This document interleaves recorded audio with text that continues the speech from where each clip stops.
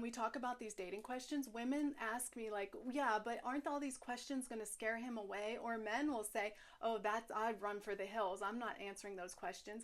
And yes, it can scare him away.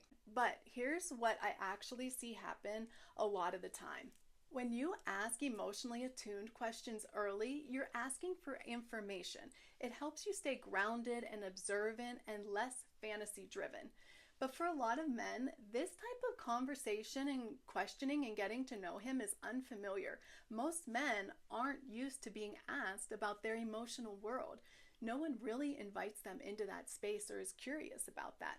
So when you're warm and curious and emotionally fluent, something else often happens that women don't realize. The men don't run for the hills. They open up. They start sharing things that they don't usually talk about. They feel seen, they feel understood, and they start bonding to you. And this is where it gets tricky. Even if his answers show you misalignment, even if you can tell he wants to be the person that you're looking for, but doesn't actually have the capacity yet, even if a part of you knows this probably isn't going to work out long term, you might start feeling pulled in because he's trying, because he's opening up, because there's emotional closeness. And that can create confusion. You might think, oh, maybe I do like him. Maybe he needs me.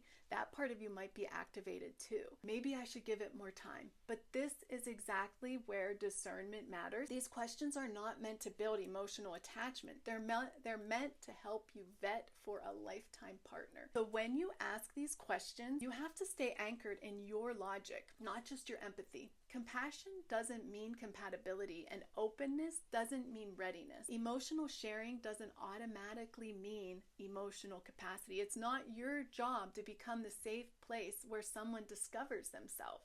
It's your job to notice whether they already have the capacity to show up in a reciprocated, adult, stable relationship. So if you're asking these questions and notice that he's getting more attached, slow yourself down. You're not doing anything wrong. You're just good at connection. And the goal isn't to avoid that connection. Choose someone who can meet you there, not grow into you over time. Clarity isn't cold, it's protective.